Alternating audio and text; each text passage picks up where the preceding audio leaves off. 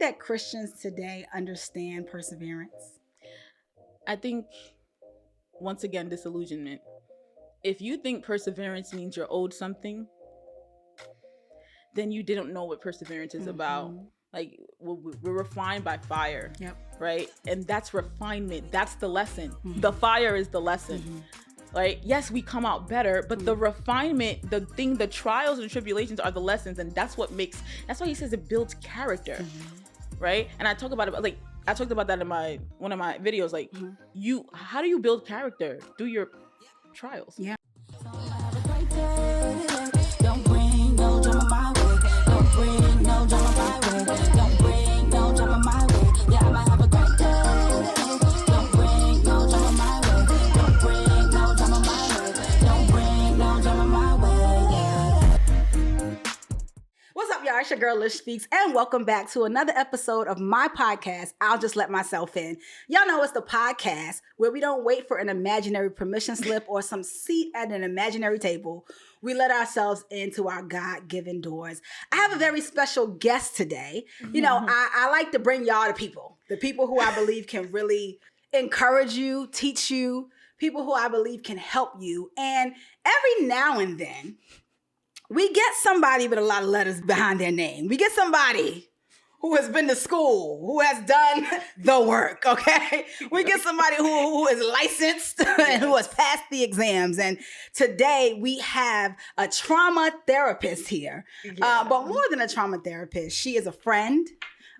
She is a sister. She is a believer, a true believer in God and what he can do, not just through prayer and church and being a Christian, but through therapy.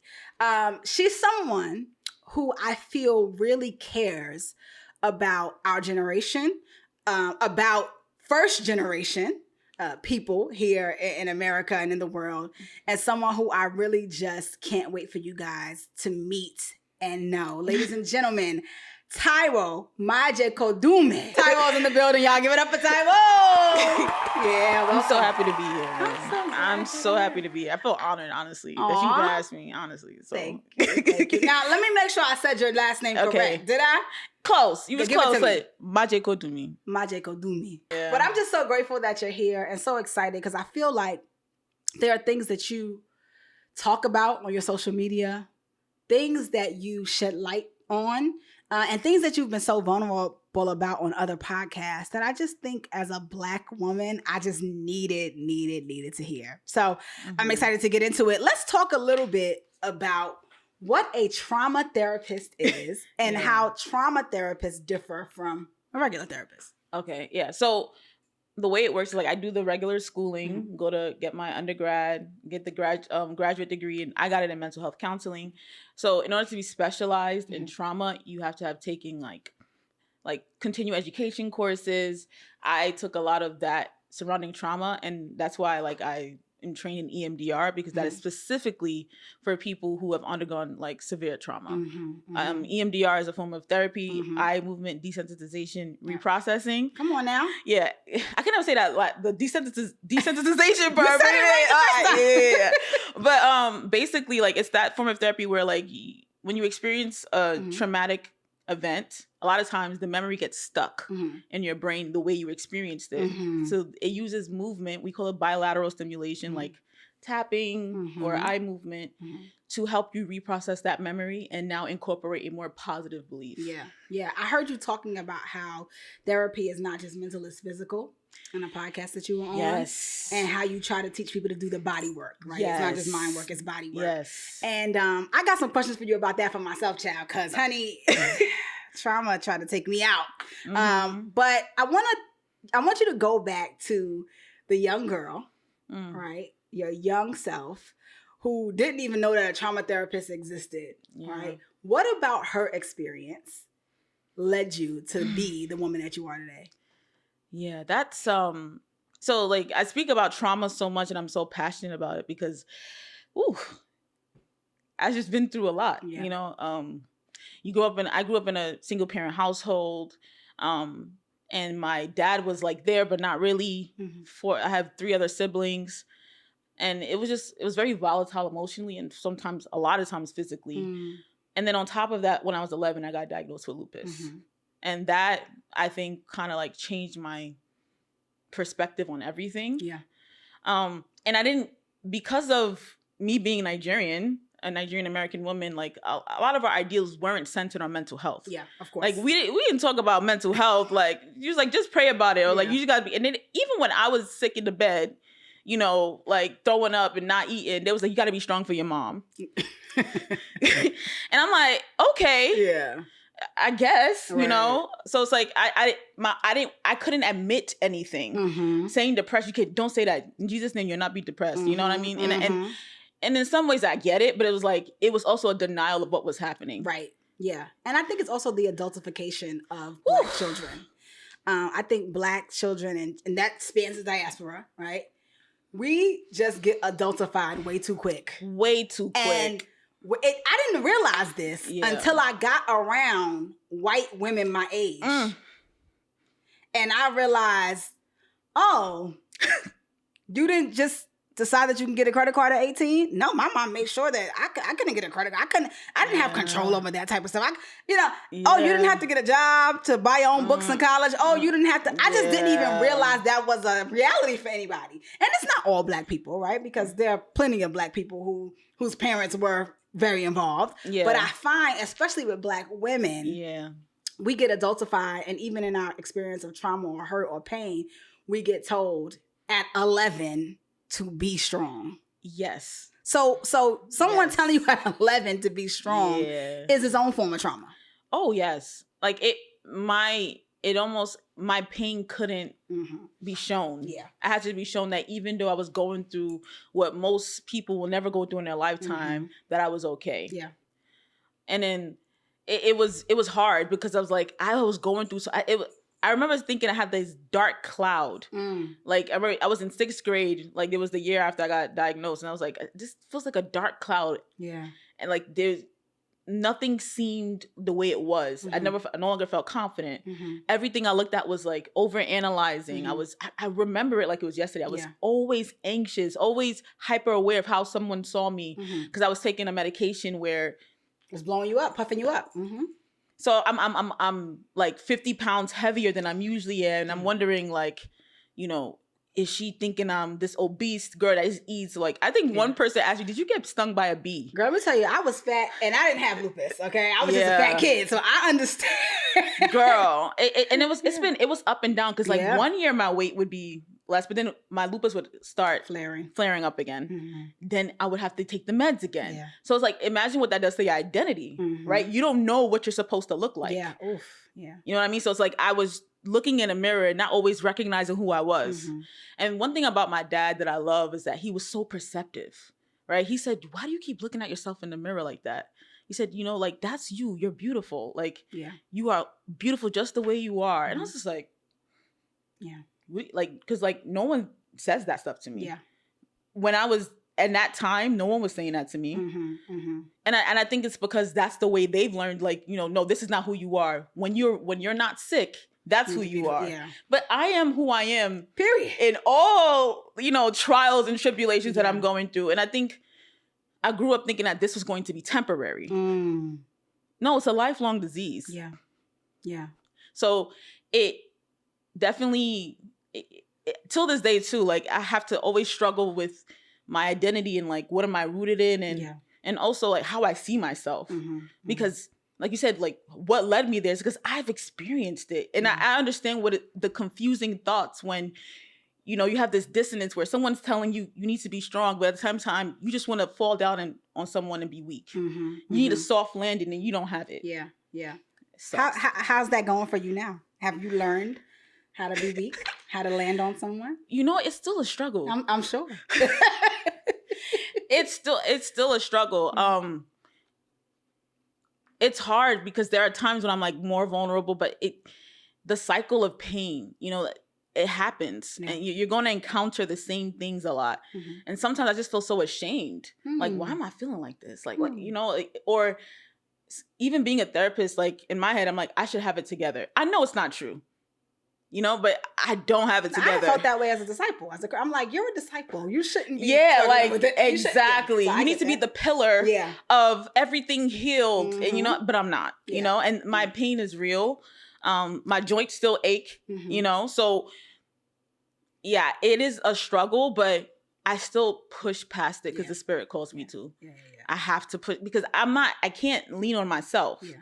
Like, I'm just going to fall every time. And so I talk about this all the time. Proverbs 3 verse 5, lean not on your own understanding. Yes. When you are leaning on something. Girl, you do say that a lot. I don't play about that scripture. You do say And let me tell you why I don't play about that scripture. Because for so long in my discipleship, I think because of the way my discipleship and the way I learned discipleship was so works heavy. It was so much up to you. You deny yourself. You teach people how to become a disciple. It's on you. That all I did was lean on my own understanding. Right. Even my own understanding of the scripture. Because if I encounter someone who didn't think like me, I wasn't taught how to reconcile with that. And so when I hit about 30, and I realized that my understanding, being single, past all my friends, when I was the one who did everything right, that's when I realized, oh, baby, you can't lean on your own understanding. Because 2 + 2 is not 4 right here.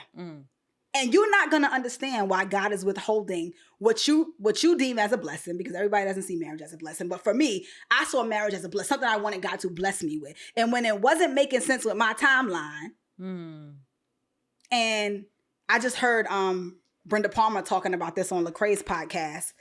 She was talking about how sometimes, because she's a virgin, she's in her 30s. I was a virgin until I got married at 35. And you think that God is supposed to bless you. Because according to the Bible and your understanding and the way you were taught to, I became a Christian at 14 years old. I was taught this is what you, whatever.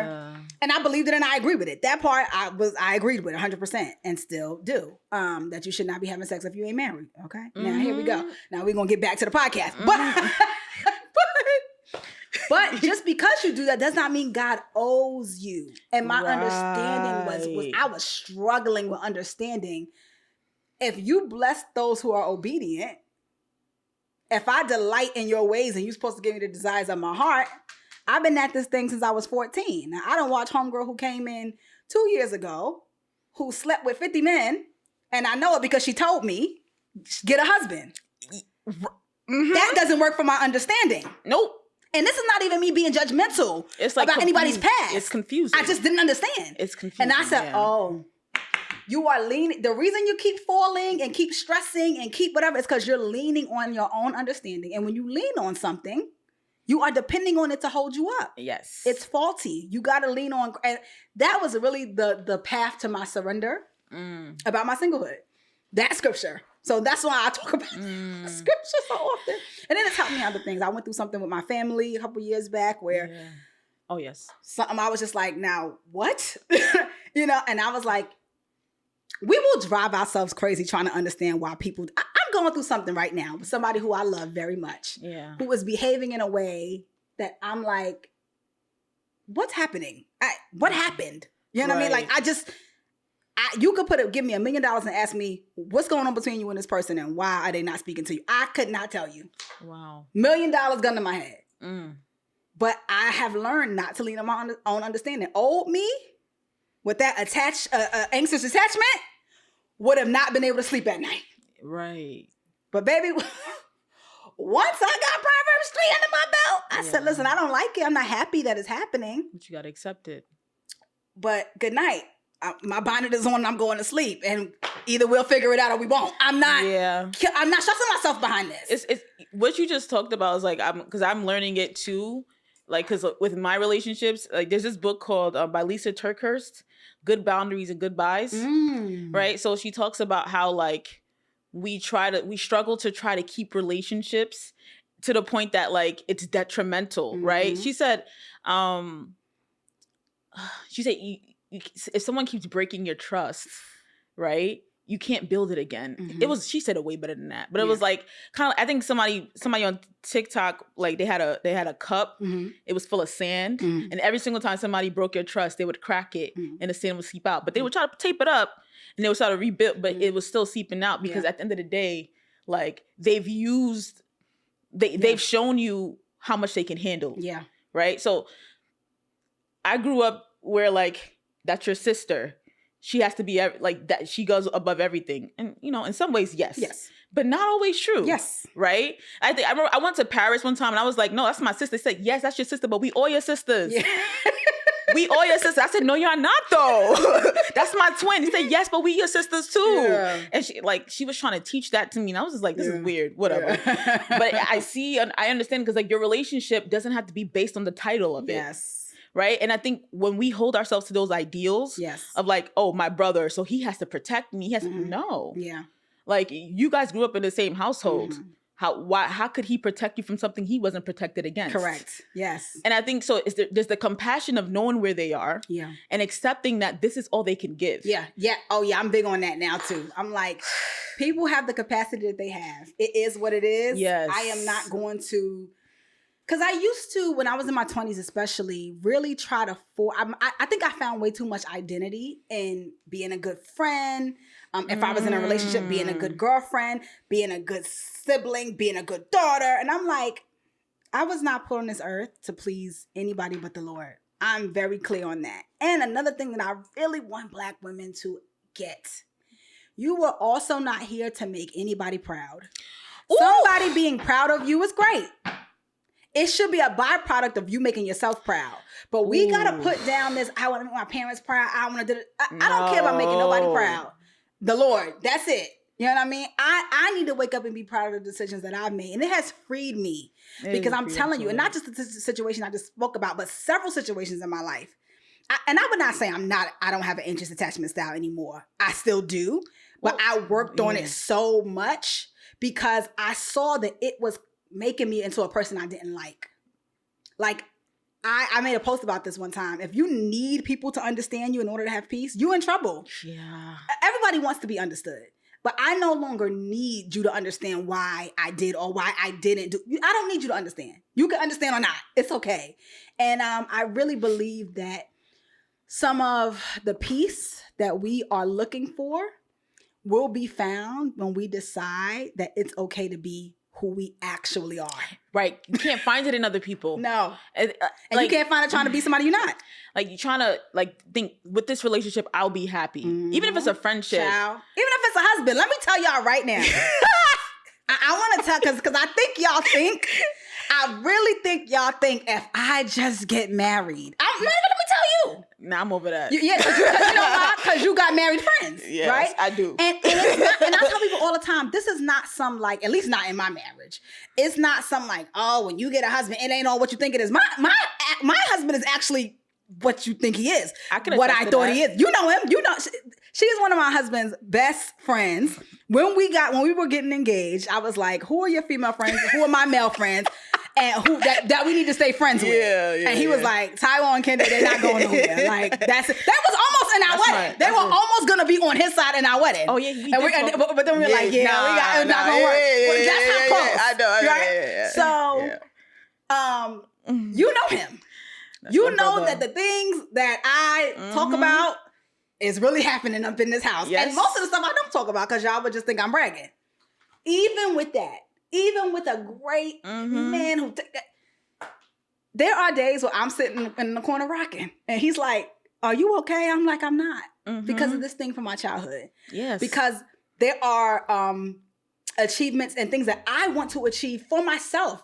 It don't matter how much money your man got. No matter how many degrees. There's going to be things you want for yourself as a woman. At least there should be. And you just merely being married is not going to satisfy that. I know that's right. The relationship is a bonus. You gotta like yourself. You know? And that's why, so like, it's funny you said that because like, I feel like we have opposite reactions where you like try to hold on. I'm like, leave me alone. I envy you. No, I don't. It's not good because then you're left alone. Then you're left alone, really. Then you're left to your own devices. Then you're left to sin. Like, and it's not even just it's sin of the heart. Yeah. What's your attachment style? Avoidant? So it's actually, for a long time, it was actually disorganized. Huh.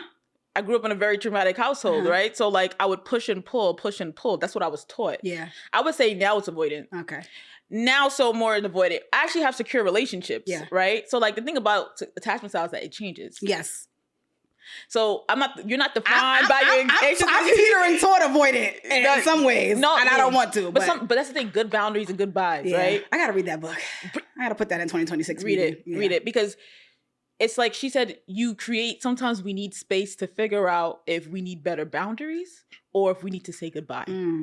And sometimes we have to accept that we do need to say goodbye. And I remember like in college, I was so anxious and depressed all the time because I was trying to hold on to friendships and like it bothered me even after college. And I was like, wait a minute. Why am I still thinking about this? Exactly. And it was through therapy and Jesus. Like I had to realize that I can't try to hold on to what was. Yeah.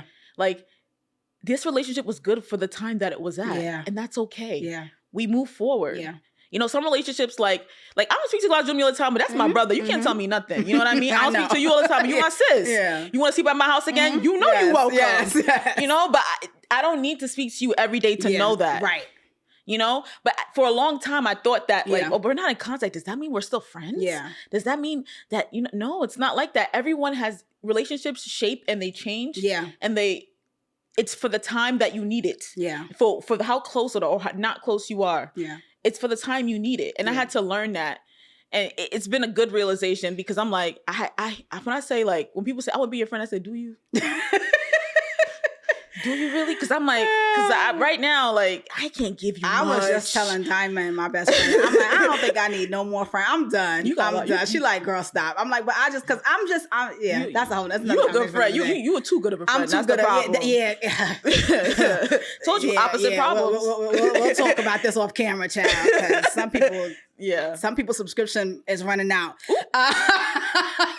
So another conversation for another day. Yeah. But I do want to say this, and I know you can't speak about your clients specifically, but how much, when it comes to your millennial or zillennial clients, are you hearing about friendship breakups, being ghosted by friends, or being non-contact with family?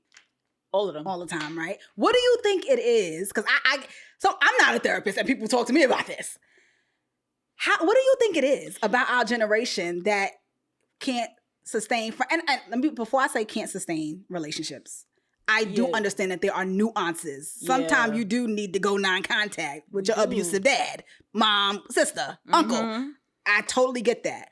But what do you think it is that we seem to be having? I thought we have a confusing generation, right? Okay. The generation before us was like, everybody stick together, we've been civil rights movements and all that stuff. Like I want to say it's like boomers / Gen X type thing. Like you lived where your family lived. You didn't move. Yeah. And then also like you grew up with like your friends from childhood became your friends now. You know how many millennial friends still have friends from their childhood that come? But then what I realized is that we grew up with the ideal of a standard of maybe the nuclear family, or maybe you were a little bit more progressive, but there was still a standard of how you had to have relationships. Yeah. If you had a friend, this is how it was supposed to be. I think we're the generation that's still trying to understand what, like, it can't always be the way we picture it. Yeah. You know what I mean? Like we're the technology generation. So like we're the hustle generation where we had to like. We're so many different generations. No, like we've been through so much. Our generation has been through a lot, right? Changes. So, and then navigating like college or whatever career you've decided to go into, and then try to understand how the friendships fit in that based on the ideal that that's been placed in front of you. I think there's a disillusionment. Yeah. We're all disillusioned. And we're disappointed. Because, Because we grew up watching Max run over to Khadijah, Regine, and Sinclair's house before work. And Monica and Chandler and Ross drink coffee together every single day. Right. And let me tell you something. Even since we're here in New Jersey now. Yeah. And I thought I'd be seeing my friends a lot more than I do. Child, people got work. People got kids. Yeah. We ain't hanging out like we in college no more. You know what I mean? And you just, I think there is a disillusionment. And I think we struggle with grace. I agree. We struggle with grace and mercy toward each other. You know, and even that's something I'm working on. I'm like, okay, I have to be more gracious, you know, and I think we also struggle with grace toward our parents. You know, we that's struggle. a hard one. Yeah, no, it's a hard, trust me, I know. But I've never felt like I needed to go non-contact with my parents. Same. But I have struggled through struggling with forgiving them for certain things. Yeah. And I'm blessed because nobody abused me physically or sexually. I'm very blessed. I know that's not everybody's story. But I do feel like there was some emotional neglect. Definitely financial irresponsibility. Because I'm like, you know, and again, this is when I get around my white counterparts. Yeah. And not all of them come from rich families. Yeah. You know, but I also understand systemic and societal things that were different in our homes. Yeah. But there are parts that I found myself becoming like very critical of my parents. Yeah. And Glajumi could tell you, I was like, the devil will not get me to not have a relationship with my parents based on, or have a strained relationship with my parents based on, like, I'm rebuking this in the name of Jesus. I'm doing whatever it takes. Now, I have boundaries. You know? It's a beautiful thing. I have boundaries. It's a beautiful thing. But I really do appreciate, like, the ability that I feel like we have as millennials to tell our truth. Yes. You know, to tell our truth. I would also say that, like, we have the ability to tell our truth, but sometimes they don't want to hear it. Yes, of course. Right? But what I also realize is that that's also, like, I need to, if I can't converse with you about something that you hurt me by, then I also have to build a boundary about my vulnerability. Correct. Right? So, like, what I realize is that when you build boundaries based on what people are giving you and what they show you, like, and you protect yourself, for those who don't have healthy boundaries or for those who don't like it, it will be a threat. Yes, absolutely. Right? And I think one thing I love about my mom is that, like, I started building boundaries and she may not always understand it. She respects it. Because my mom's a Nigerian mom. Do with that what you may. But mom's a Nigerian mom, but, like, she's like, okay, you're working. Okay, you said I can't call you. We can't talk every day. I understand. Like, she's trying to work to understand. She still struggles with it because I'm like, I'm all talked out by the time I'm coming home. And then, you know, my mom likes to call me every day from when she's going away to work because she works nights. So I said, Mom, I can't do that every day. And I love her for it because she's still fighting to understand it. But not everyone will. Yeah. Right? Because like I said, ideal, reality.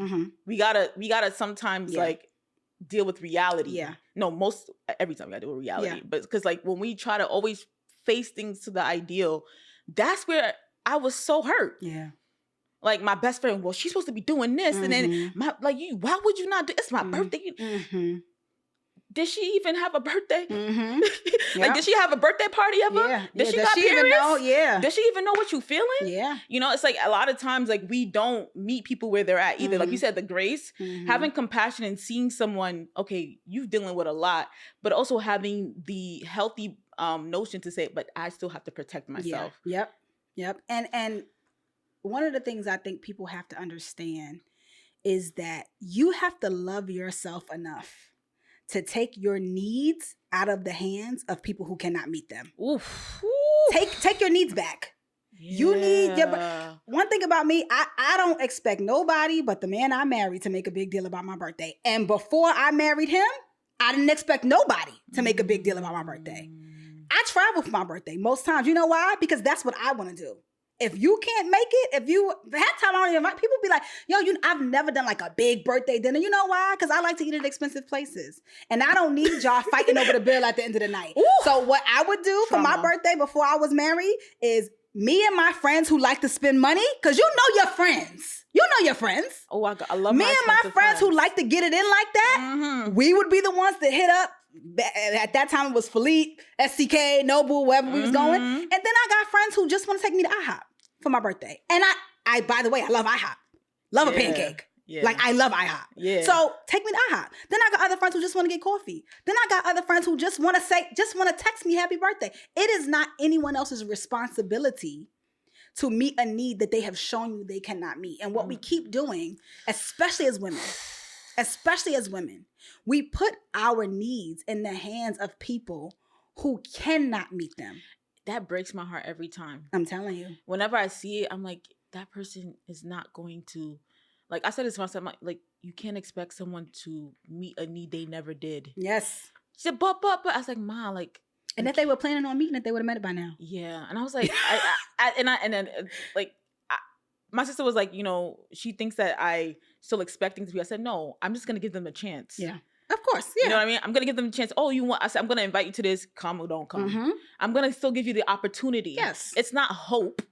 It's not me being hurt. Yeah. And maybe I am a little hurt. Mm-hmm. I will say that. Mm-hmm. I can admit that. There are times when I'm hurt because like I'm having major things happening and you're not there. Yeah. Right? But I'm still going to offer you the opportunity. Yeah. Because then when we start, then it's like, I mean, that's my boundary. Yeah. Offer the opportunity. Some people just don't do it anymore. I'm not offering an opportunity so you can hurt me again because you know you can't handle that. And that's fine. Yeah. Yeah. And that's your boundary. And that's your boundary. And I think it also, remember, one of the things I've had to work on is remembering that different relationships require different things, right? Yes. Like, I have friends who, if I call them and they don't call me back, it's not a problem. But if I call Diamond and she don't call me back for 2 or 3 days, we're going to have a problem. If I call my best friend Jasmine and she don't call me back, but also we don't do that. Yeah. That's never happened. It's not a problem. Because that's not our relationship. Exactly. When she calls me, I call her back. Yes. When I call her, she calls me back. Yeah. If for some reason we can't call each other back, it's, hey girl, I'm whoop-de-whoop-de-woo, because my best friend is a therapist. She's like, girl, she's a therapist and she works as a guidance counselor. Ooh. Not even a guidance counselor. God She's bigger than a guidance counselor, but she works in the middle school, in the elementary school. So she be talked out sometimes. Yes. And I was in ministry full time. I be talked out sometimes. You understand. The helping but professions. There is communication. Yeah. I have other friends where we could text each other and no one texts back for 6 months. And then the other one's like, hey girl, sorry I never text you back. What's going on? And it's no problem. No problem. But the thing is, you got to understand what relationship you in. So if we've been back and forth for 15 years, and then all of a sudden out of nowhere, you want to take 6 months off. What are we doing? When did the expectations change? Right. What happened? You know what I mean? What happened here? So it's just one of those things where communication is so important. And I think, really understanding that we all have roles to play. And if your role needs to change, that's fair and that's fine. My role changed in some of my relationships when I got married. It had no choice but to change. Yes. But you have to communicate those things and make sure that the love still stays present. I want to talk about ADHD. Oh, Lord. You were diagnosed as an adult, right? I think I need to go talk to somebody and get diagnosed. Matter of fact, let me keep it real. My husband thinks I need to go talk to somebody. Yeah, he's laughing over there because he'd be like, you need to go talk to somebody. Yeah, that's a whole nother thing. I definitely have touches of a lot. But what was it like going through your entire life? Yes. And then as an adult in your 20s, being diagnosed with ADHD? It was like I was comparing myself before the symptoms showed up. I remember in 4th grade, I was able to memorize a page of a textbook. No problem. Take the exam. Till this day, I don't remember how I did that. I was like, it felt like I was drowning in silence, like drowning in, there's still air though, but I'm drowning. Like, you have the capability to do something. You have the ability to do something and you just can't. Yeah. Right? The executive dysfunction, you can't make a decision, So it was like 21 or 22, like I was so behind in my therapy notes. And I'm like, what the freak is going on? Why can't I get it right? And I think I was also going through actually just grieving my dad. My dad died in 2018, but I felt like I was in survival mode during the pandemic. So I didn't really leave room for that. And then I think when I just started feeling everything, and your body shuts down when that happens. When you've been relieved of the pain, when you've been relieved of the triggering situation, the pain now shows up because your body is no longer running on that adrenaline and that stuff. So like, that was happening in addition to me, like making simple mistakes. Like I couldn't, there was times where I couldn't get out of bed because, ADHD there's a symptom where you just like you can't struggle with transitions. Yeah, not even just transition. Yeah. Oh, seasons. Mm-hmm. To me, it's still I don't understand how it's winter right now, right? So like it was so when I got the diagnosis, because I actually took a test, like because some people's like, oh, we can't say whether or not. I'm like, take a test. Mm-hmm. I paid for it, $150. Took the test, and she was like, you definitely have it, and it's predominantly inattentive. Mm-hmm. Like you can focus for some certain amount of time, and then you just lose it. Mm-hmm. But then you eventually get back, but then you lose it again, right? So that feels like, I said, I always had this feeling of, why can't I finish anything I start? And that weighs on me, because it weighed on me because it felt like I had this learned helplessness where no matter what I do, it won't be enough, right? And being a Nigerian woman, like, you got these perfectionistic standards that are just out of the box, don't make no sense. Yeah.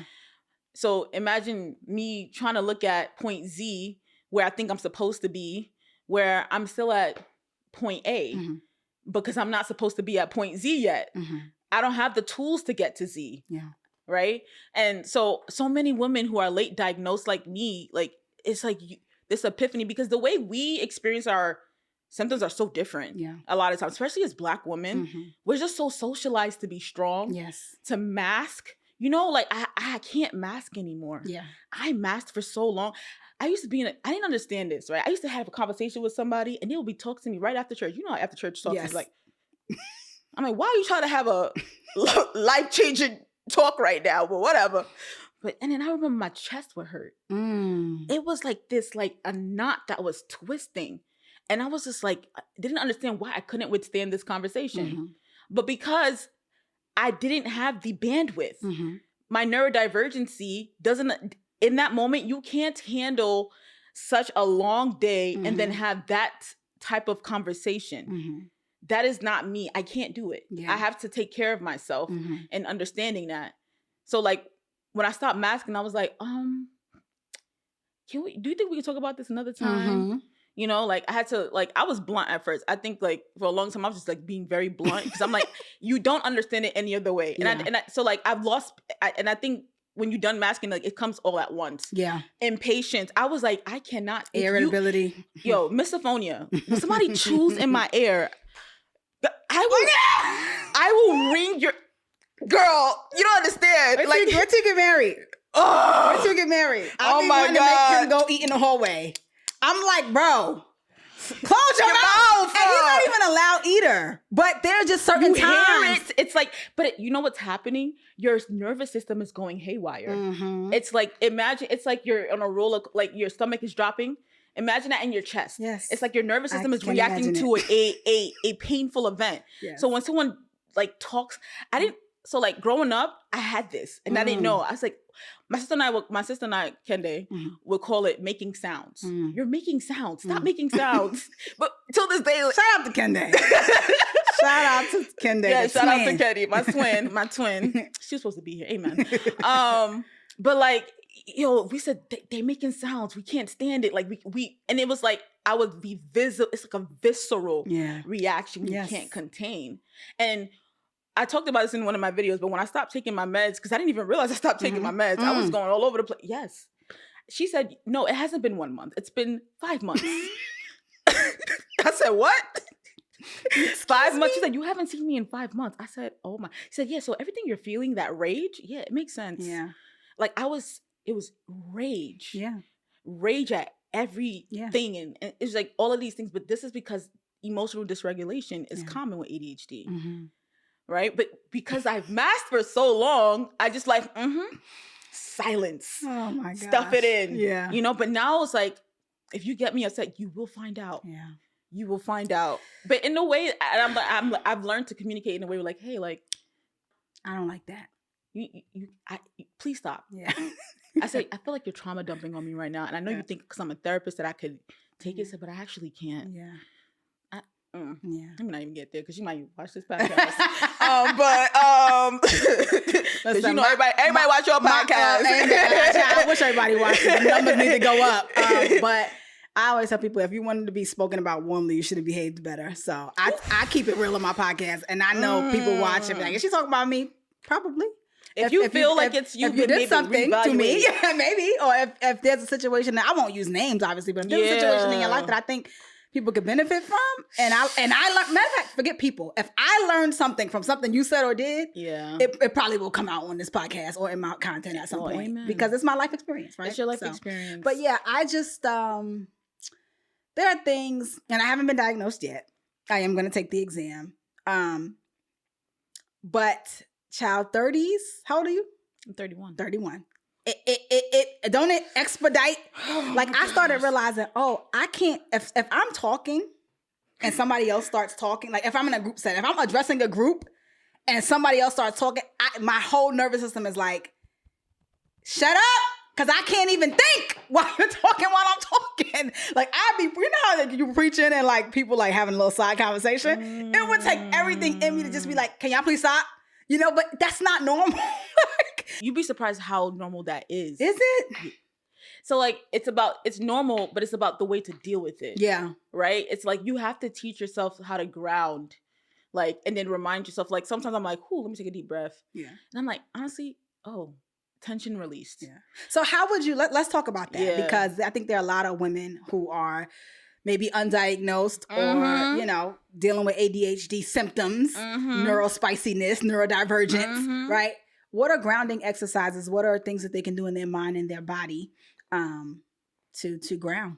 Right. So ADHD is a lot of symptoms. Right? So if you're thinking executive dysfunction, have someone, they call it body doubling, right? So if you feel like you can't complete task or something like that, have someone model it for you. So like if you have notes to do or you got editing, Glajumi needs to edit too.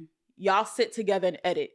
You're going to get motivated from him. Yes. I don't even think Kende realizes how much like when she does something, I'm like, let me do it. And I'm getting work done now, you know? I love y'all. I used to go stay at their house when I used to come visit my boyfriend. And child who had a very nice apartment. Let me tell you, we was doing it the Lord's way because every part of me wanted to sleep at that man's house. I know. And I used to be trekking. But you were so open about it. You were so open about it. I'm like, this is stupid. I'm 34 years old.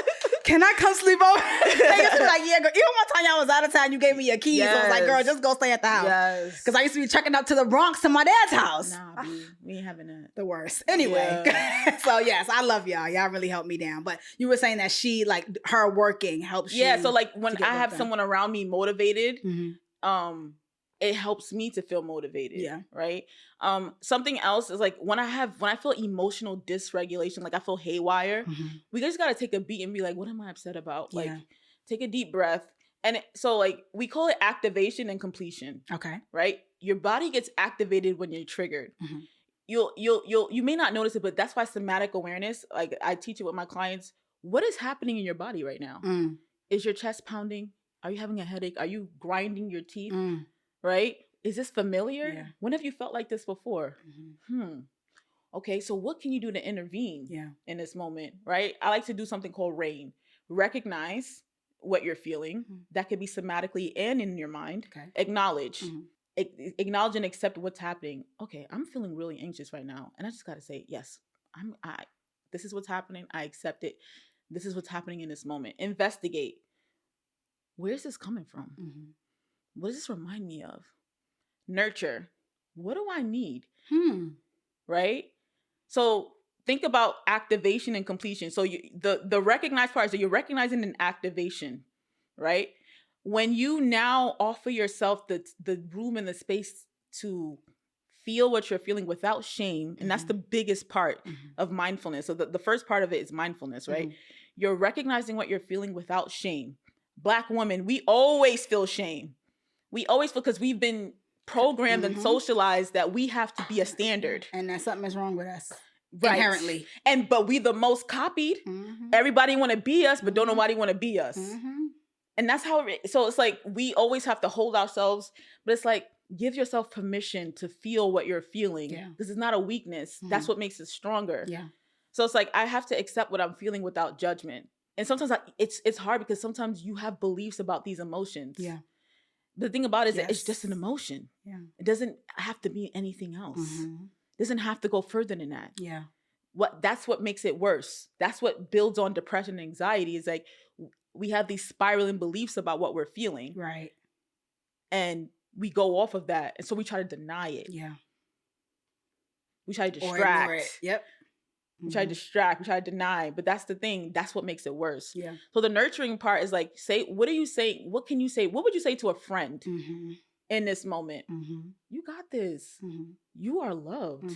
Take a nap. It is not your fault. Take a nap. Go eat. Don't call that person back. Call that person back. Right. Nurture. Yeah. What do I need? That's good. Do I need to drink some water? Do I need to drink some wine? What do I need some wine? in this moment? Like, do I need some chocolate? Yeah. How do I soothe? Like, and sometimes that's an in the moment thing. But then when you keep doing that, you're able to. What you're doing, you're processing emotions. I have like my clients sometimes. Like, there's a client I have. She doesn't sleep. Man. 2 weeks. Oh man. 2 weeks hasn't slept, right? And I said, you're activated. And then she reaches completion. I said, but you try to shift off to the completion. What is your belief about this? Said, I just got to move on. I said, no, you don't. You got to be in a constant state of complete. You have to be in a constant state of awareness of what's happening within you. Because if you're not, it's like a pendulum between, being grounded and then being anxious or being depressed. If you're constantly going through that, so your body's never going to learn how to actually settle down in completion. That level. Right. So yeah, I learned this for myself too. I love rain. That's gonna be my thing. I'll send you the worksheet, girl. Please. Yeah. So listen, we have not gotten a chance to get into how much time we got left, babe. What time? We have 12 more minutes. Okay. Oh, good. Okay. Good. We got time. All right. So you are someone who has had to persevere through a lot, so much so that you named your brand, Farada. Yes. Am I saying that correctly? I love it. Which means persevere. Yes, it does. And you are someone, and we don't have to get into the super, but along with the lupus, you've had a kidney transplant, you've been through dialysis, you've had, mental and emotional struggles, familial struggles, struggles in your spirituality, where you've had to come to terms with basically what you were taught versus what you now believe, years later, which I can relate to as well, which is how it should be, by the way.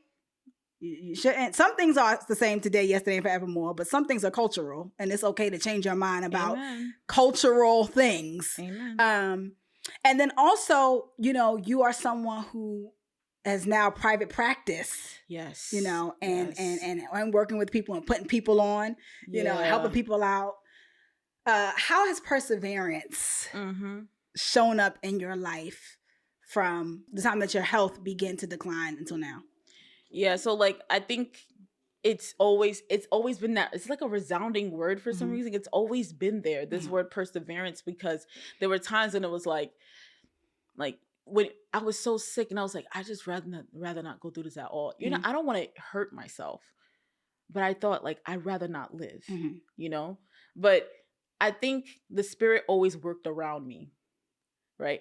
I think even me going to psychology, like it just took one AP class in high school. I was like, oh, what's this about? I took one class and it wasn't even really that good. But I promise you, we was watching movies, writing reports, AP Psych. But it still got me interested. It's like, how does the mind work? Curiosity is how I think one of the talents that God gave me to persevere. Because if I learn more and I understand it, I can know how to work through it. Yeah. Right. So like through the Bible, when I actually became a disciple, I was like, oh, that's how you deal with sin. Yeah. That's how you deal with heartache. Okay. Learning about psychology and also public health too. Like, and then getting my graduate degree. Oh, it's sometimes you just got to sit with it. It's not always solution. Sometimes it's, it lives in your body too. Oh, so the curiosity helped me to persevere, because I'm like, I think also I always said, God, use me. Oh, I think I prayed this so young, and I think I said, God, like, dang, I think I really prayed that prayer too hard, because but he did. I was like, so I said, this can't be for nothing, and that was the message I kept saying. I said, it can't be for nothing. Like, even with we see David in the Bible, like all the mistakes and all the things he's been through, but we always learn from him when we read Psalms. Yeah. So it's like, I'm like, oh, wow, like this is how I work through it. I make something of it. Yeah. Right. I'm not going to sit there and just have this chip on my shoulder and then repeat generational patterns. I don't want that. Yeah. I said, I don't want to end up the way my parents had to end up because of their trauma. Mhm. I don't want to end Mhm. there. Yes. I want to be different. I Yeah. want to take it to another level. Mhm. Yeah. And I think that's what kept pushing me. And I think God just kept showing me different ways to do it. Yeah. Even through my creativity, Mhm. like little, like spoken word, I don't do it a lot, but I've done it enough. And I'm like, oh, wow. Yeah. I've been able to reach people through spoken word, talking about depression, Mhm. but also introducing me to other people that helps me to navigate, meeting people who can put me in spaces like this, Mhm. put me in spaces where I'm meeting people who need a therapist to do this one day. They're like, oh, I thought of you. Yeah. So it's like every little thing God can use, but perseverance has definitely been a theme. And I think it's through my trial that I had to learn. And I think that's why I'm always reading James 1, Mhm. right? Mhm. Yep. And I was like, I used to hate that scripture. And my husband he's shaking his head. Yeah. I used to hate that scripture. Yeah. I said, God, why would you put this in the Bible? But I'm like, and then I realized it's needed. Yes. It's needed. Yes. So do you think that Christians today understand perseverance? And I'm gonna tell you why I asked that, but let me get your answer first. I think, once again, disillusionment. If you think perseverance means you're owed something, then you didn't know what perseverance is about. We're refined by fire. Yep. Right? And that's refinement. That's the lesson. Mhm. The fire is the lesson. Mhm. Right? Yes, we come out better, but the refinement, the trials and tribulations are the lessons. And that's why he says it builds character. Mhm. Right? And I talk about it, I talked about that in one of my videos. How do you build character? Through your trials. Yeah. If you don't go through nothing, I'm sorry, you're gonna be pretty boring. Yeah. It's you're not gonna be someone that someone wants to be around, because there's not gonna be any inspiration. There's not gonna be any relation. Mm-hmm. But that's the thing. I don't think anybody's like that. Yeah. Not one person has not been through something. Yeah. We all. Some people just don't tell their story. Or don't even recognize it because maybe it's been a better story than most others. Yeah. But you still have stuff. Yes. So that realization is it. That's why I think we won't know what perseverance is if we're not willing to withstand the trial and not have an answer right away. Yeah. Yeah. He's not going to always say yes. Mm-hmm. If you're waiting for a yes, God, then you're serving the wrong one. Yeah. So that's it. That's all. Listen, the reason I asked that is because I think and this spans generations, because people love to say it's millennials and it's Gen Z. No, I know a couple of boomers who struggle with perseverance. Yeah. I think that one of the reasons that the church at large, the kingdom at large, all over the world, struggles with therapy and believing that therapy is necessary and works is because we don't like to be patient. And perseverance requires patience and time. Ooh, yes. So you want someone who was, I'm just going to put an example out there. Yeah.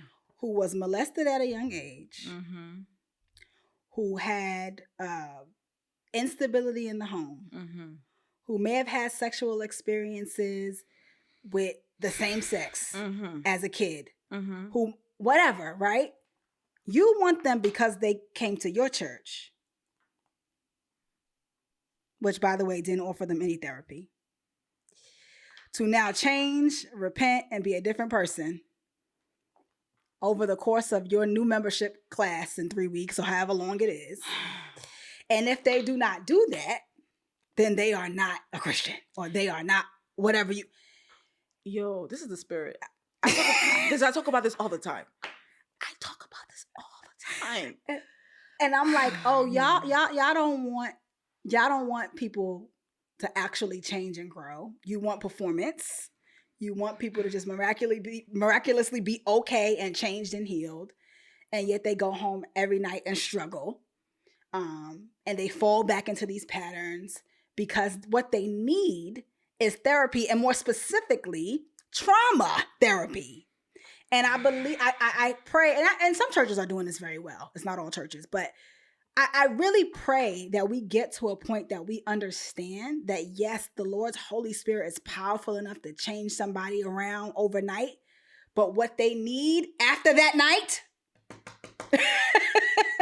are tools, practices, help in order to actually live a life, right? Their heart could be changed, but to live a life where they don't act out all they know is all they know.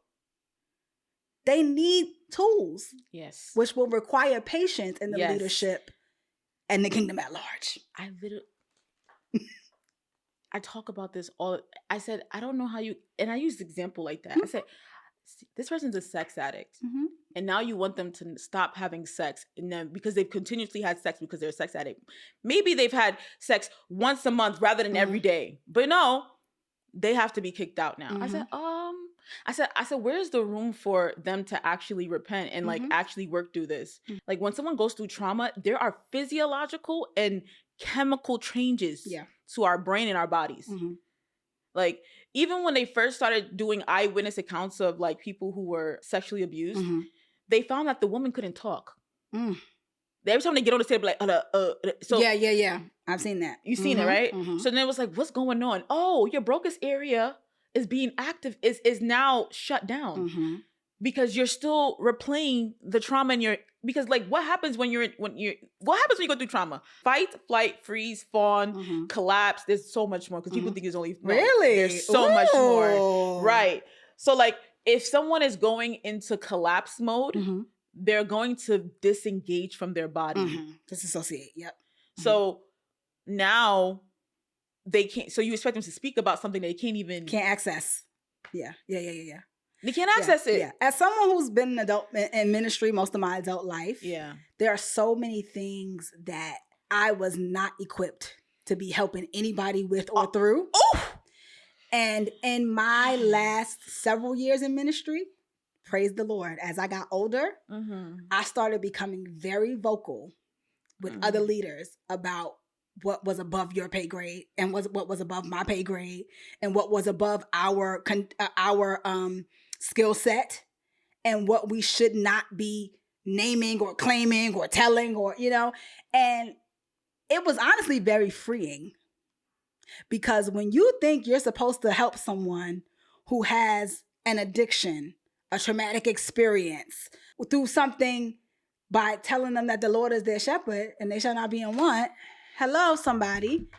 You know what I mean? And so I just really appreciate the work that you're doing because I think it's so important for people who are in the faith to make a clear distinction between what we know and believe in the Bible and what we are educated and licensed to deal with.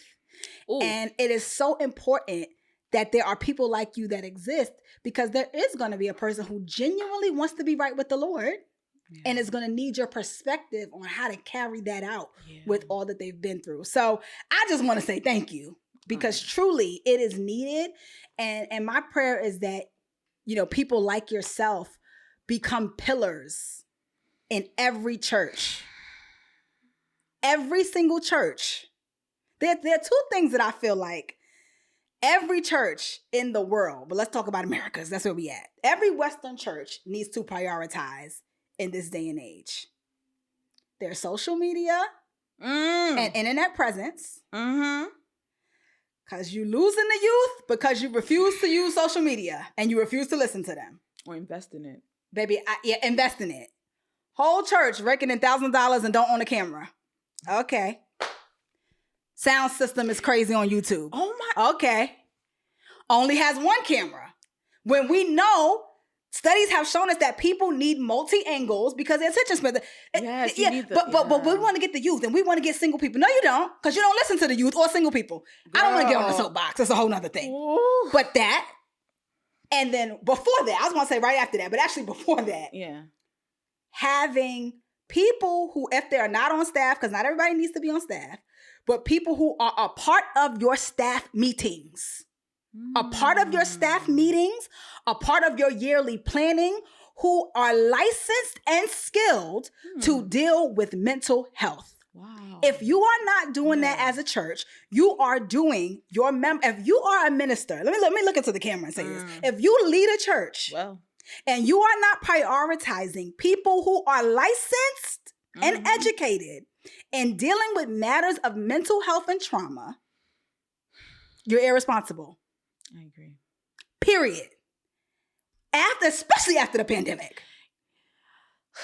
And I have a real conviction about this because I've seen people be hurt deeply. I know, yeah. I've seen people be hurt deeply because people who had no business instructing them on things in life, instructed them on things in life. I've asked God, I was young in ministry, so I don't really remember doing anything like this, but I'm like, Lord, if I did ever instruct anyone in any way that, in a way that I was instructing them to do something when it was really a mental health issue that I didn't understand, please forgive me and please heal that person. Mm-hmm. Because a lot of that stuff has been done over the last several decades. And if you're still doing that in 2025, going on 2026, you're irresponsible and you need to repent, period. I don't know if I told you this, but I've actually educated like some of the ministers in my church, like about trauma and church hurt and how to respond and how to take responsibility. Now, the goal is for them to take it in and change. Mm-hmm.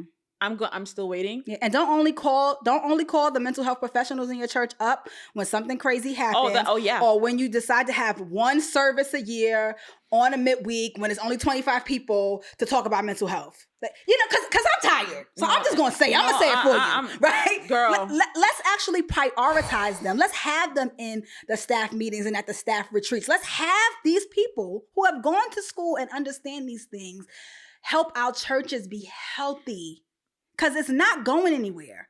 The mental health crises that we are dealing with in this country, it's not going to get better. Not at all. And so if you are so blessed, because it is a blessing to have people in your congregation who have gone to schooling that you didn't help them pay for. Not that was the church's responsibility, but just saying, who are willing to help you for free, to educate you for free, to educate you for free with things that they pay hundreds of thousands of dollars to learn so that you can shepherd your flock better. And you're not taking advantage of it. It's very irresponsible. And I just pray that we really get a handle on appreciating people like you and people who do the work that you do. On a less serious note, I'm still reeling, but go ahead. On a less serious note, I want to talk about your personal life. I want to talk about your personal life. Because as someone who deals with the real all day, right? You said you're done masking. Mm-hmm. You don't hide from yourself.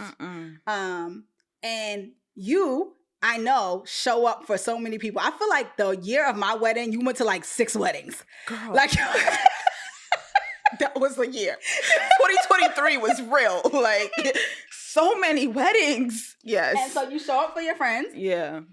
You show up for people in a way that causes you sometimes to have to celebrate people's milestones that you haven't reached yet. Mm-hmm. Right? Mm-hmm. I know that life very well. Mm-hmm. That was my life for very many years. Yeah.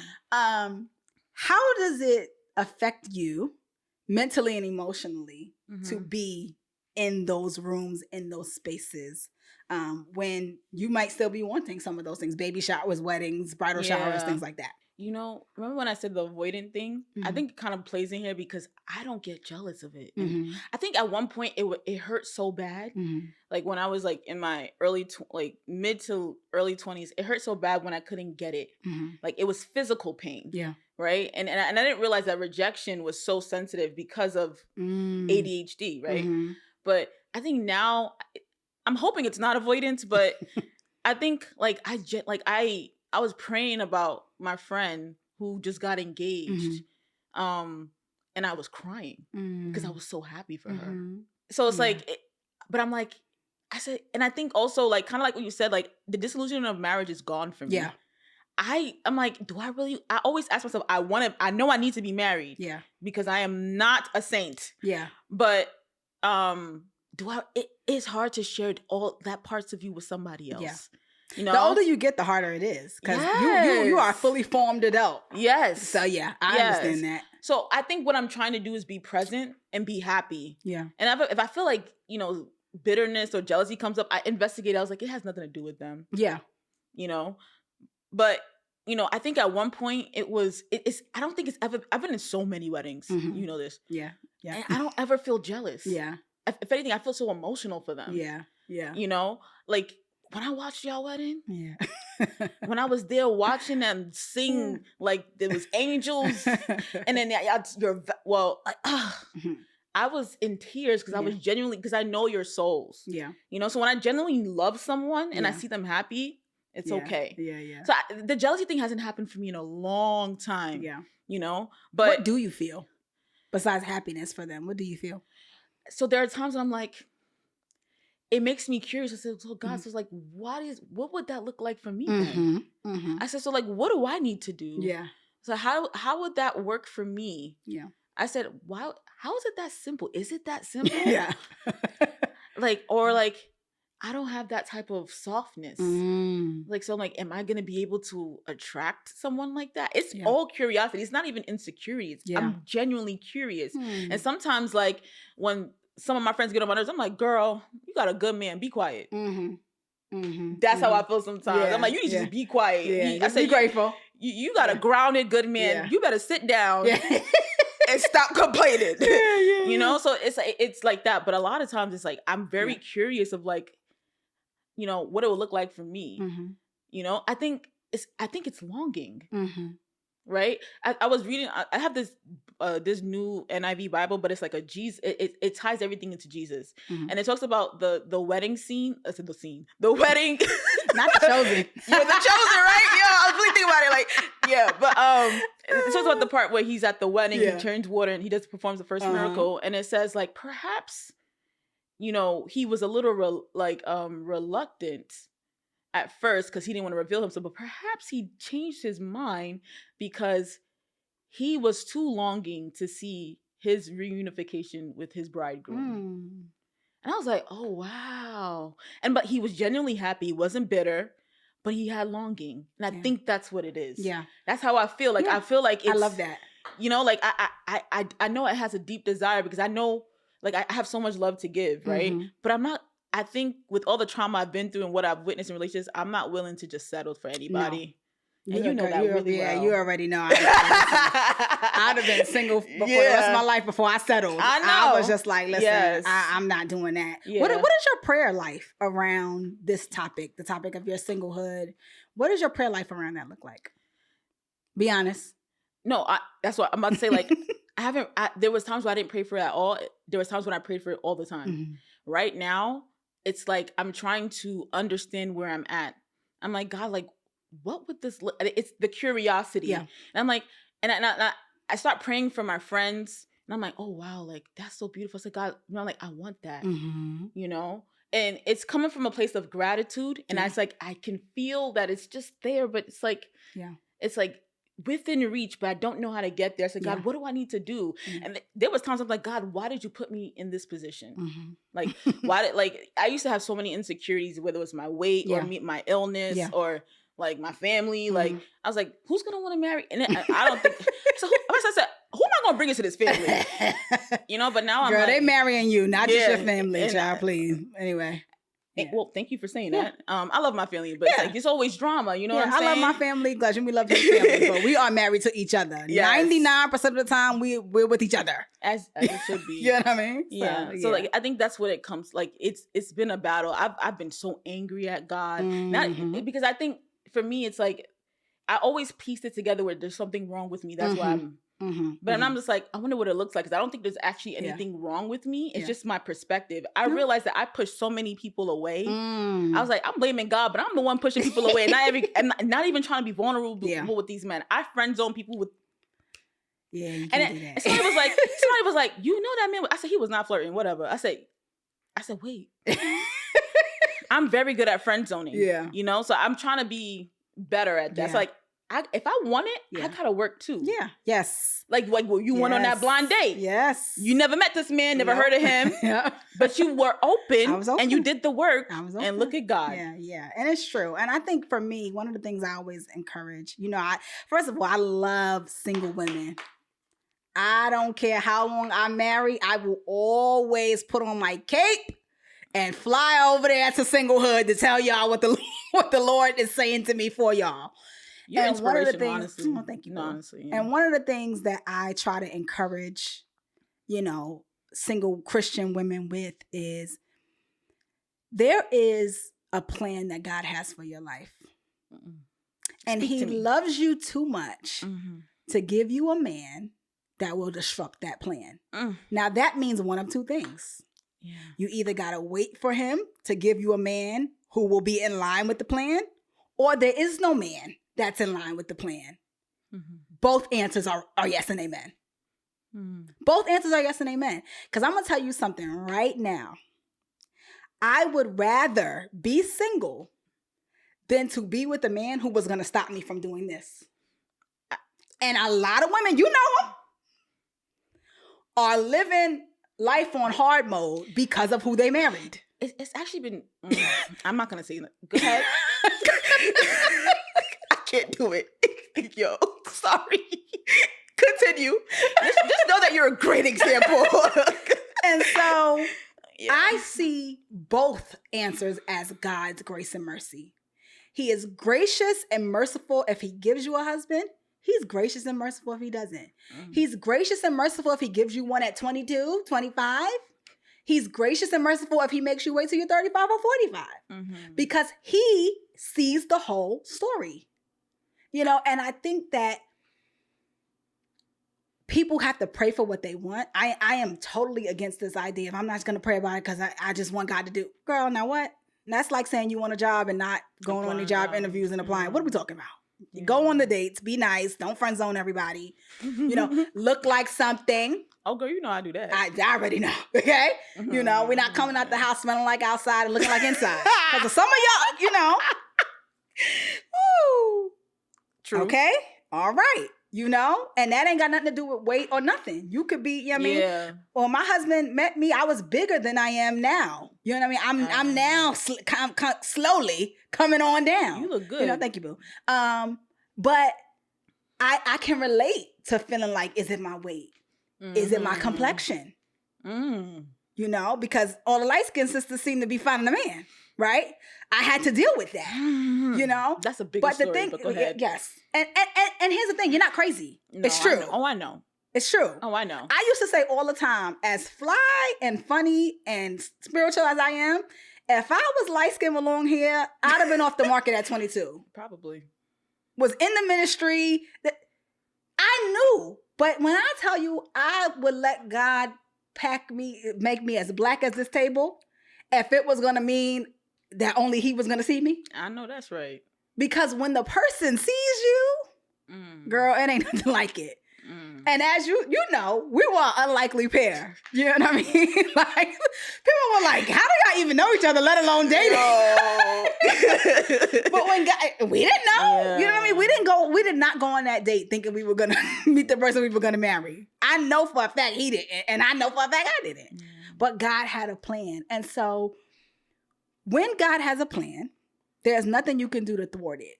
You can't be too dark, too fat, too skinny, too educated, undereducated, too much money, not enough money. There's nothing you can do when he brings your person. And I think the enemy wants to make women, specifically darker Black women, feel like there is something inherently wrong with us that is stopping us from being loved. And it's a lie. It is. It's a lie. And if your skin color was ever going to make, or your weight was ever going to make a man not love you, you don't want him to love you no way. Because let me tell you something. One thing I learned very young, my sister was hit by a car when she was 12. Wow. She left to go to the store. We used to live on Pacific Street.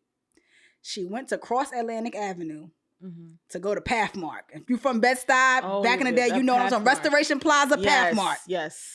She left to go to that store. My sister's face has never been the same since that day. She got hit by a car. She went through a windshield and had 200 stitches in her face. Oh my gosh. She was 12, I was 9. I learned that day, you better find somebody who loves you for who you are, because in the blink of an eye, anything can change. So if a man only loves you for your body, that body can change. And it don't even have to be nothing tragic. A perimenopause, pregnancy. But in a blink of an eye, anything can change. Accidents, you better get somebody who loves you for you. So that helped me to release this idea that, it's because I'm dark skinned, it's because I'm this, and it's because I'm that. Well, then if that's how you feel, you ain't the person for me. You know what I mean? And that's cool, you know? That's what I've had to come. Yep. I'm like, and I've been wrong. Because I've realized, like, oh, wait, you look back on interactions like, oh, shoot, I really, like, pushed that person away. Like, or this, when people look at me and they say, the people like to lick their lips, and I'm like, you need to go somewhere with that. But that is attraction still. Yeah. You know what I'm saying? So I've learned that, like, nah, I'm good on choosing someone who chooses me. Yeah. Yes. I ain't trying to prove myself to nobody. The right man will not be intimidated. Nobody is cute enough. I kid you not. I feel like nobody is cute enough unless if you don't have God in you, and if you don't have a good personality, I don't care. You ugly to me. Yeah. It doesn't matter to me anymore. Because I'm at that stage. I'm like, that's them 30s. The sense starts kicking in your 30s. It's true. And the right man won't be intimidated for years. Everybody, just intimidated. I don't like that. That man came in my life and was like, Lish, who are you? Oh, you're actually pretty great. Might want to marry you. But he is not intimidated. There's no pretense about who's in charge around here. You know what I mean? So even that, you don't have to lose your personality and become this soft-spoken, delicate, woman who's a gentle and quiet spirit. And let me tell you, I'm gentle and quiet when I need to be. Mm-hmm. And that's it. Okay, I'm gentle and quiet where my husband wants me to be. Mm-hmm. That's it. You know what I mean? I need to be who God created me to be. Yes. And I think that you are doing a great job of doing that.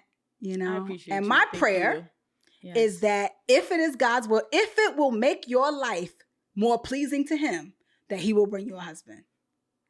Yeah, I pray that too. I think God has. I think so. Something Kennedy always says that everybody was married in the Bible. It was just a given. If you were single, that's when it was pointed out. If you were a widow. And I'm just like, at this point, I'm like, Kenny be spitting. God. Kenny? Yo. That's good. Kenny be talking about marriage. Like, she studied this out, so she's very big on it. Yeah. And she's talked about, like, all these lies that we've been told about marriage. Anyway. But, so it's like, the marriage is a given. It's actually it's a gift to be single. Mm-hmm. But some people think they have the gift when they don't. And that's why they fall. Mm-hmm. Right? So then I've learned that, like, I don't have that gift. Yeah. I don't have that gift. Yeah. Like, it's a gift right now, but I don't have the gift. I know myself. Forever. Yes. So I know that, like, in order for me to be in line with God's will, I also have to for the rest of my life. Yes, ma'am. I understand. I understand. So that's what it is. So that's what, like, I'm like, you know what, God? This is you. Yeah. I will continue to the best of my ability to follow. Yeah. I love that. We ask a question to end off our show. Yeah. And the question is, in the grand scheme of things, what do you want your legacy to be? Oh, man. I think I want to leave an impact knowing, like, allowing people to know that we can be seen, all parts of us, and be loved. Whether it's our trauma that has stopped us, and the first person to ever do that was God. Mm-hmm. So when you're seen and loved by God, you can be seen and loved by yourself, and you can allow other people to see and love you. Yeah. And I think that's the biggest thing I'm learning. It's like, the reason why we work through all of this is so that we can get there. Mm-hmm. So we can allow people to see us. Yeah. Right. And like you said, it's beautiful to be seen. Yeah. Right. Like even the word seen is to know is like, it's very intimate. In marriage, it's intimate. Right. But to be seen by a person, like, even if it's a friendship, it is a beautiful thing when you just know that they've accepted and loved you for who you are. But your trauma and all the things that you've been through can disrupt that belief, and you will continue to pretend or suppress. So like, I want to help people to know that, like, when we confront these things, it's so that we can have that fulfilling life. Yeah. So I love that. Well, you're well on your way to that legacy. Tell the people where they can find you. She has an amazing social media presence where she shares. If you like my talking head videos, you'll love her talking head videos as well. Yes. Where she just shares wisdom. Yes. And things that actually come from a licensed person, as opposed to me just telling y'all what I think. Girl, stop. So tell them where to find you on social media, and tell them where to find your website if they would like to have a consultation. Yeah. So I have a TikTok, the first gen therapist on TikTok. I'm also on Instagram. Yep. Farada_mental health, Mhm. FARADA_mental health. Mhm. And also my personal page, which I also share my life, is the first gen therapist, but it's THE1ST gen therapist. Gotcha. Okay. Yes. And then I also have a website, Farada-mentalhealth.com. Love it. I love it. I love it. We didn't even get to talk so much about the whole first gen thing, because that's a whole. I guess that means I got to have you back. Yes. Or I got to force you to start your own podcast so I can come. I've been praying about that. So help. Yeah. No, I think I'm the wrong person to talk to, because I think everybody should start a podcast. But we'll talk about that off camera. Okay. Thank you guys again for joining us for another episode of I'll Just Let Myself In. I hope that something that you heard today really helped and encouraged you to think differently about your mental health, to think differently about the way in which you go through life, to think differently about what is possible for you. You know what we say here? We do not wait for imaginary permission slips or some seat at an imaginary table. We walk through our God-given doors, and perhaps something in the way that you are ideating mentally, something in the way that you are seeing yourself mentally is stopping you from walking through that God-given door. I want to encourage you. Do not be afraid to seek out help. Do not be afraid to seek out therapy, because it may just be the very thing that allows you to be who God has called you to be. I thank you for watching another week. If you're listening on Holy Culture Radio, Sirius XM, channel 140 at 8 p.m. Eastern Standard Time on a Monday night, I thank you for listening there. If you're watching on their YouTube, I thank you for watching there. And if you are watching on my YouTube, Lish Speaks, I thank you for watching there. Please make sure that you subscribe. We know by now, if you listen here regularly, that there's a good percentage of you who watch weekly but are not subscribed for some reason. I'm going to charge it to your head and not your heart and say maybe you just forgot. Today, I want to remind you to go ahead and subscribe, and we will be back here same time, same place next week. I'll just let myself in with your girl Lish Speaks. Peace.